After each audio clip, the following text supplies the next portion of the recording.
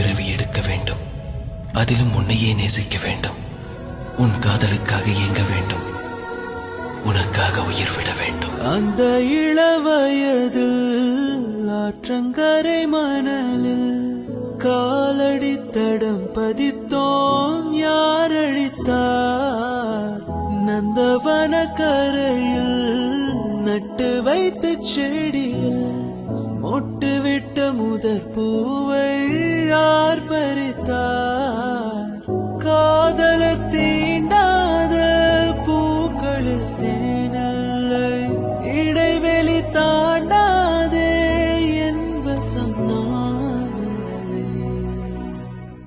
தொட தொட மலர்ந்ததென்ன பூவே, தொட்டவனை மறந்ததென்ன? தொட தொட மலர்ந்ததென்ன பூவே, தொட்டவனை மறந்ததென்ன?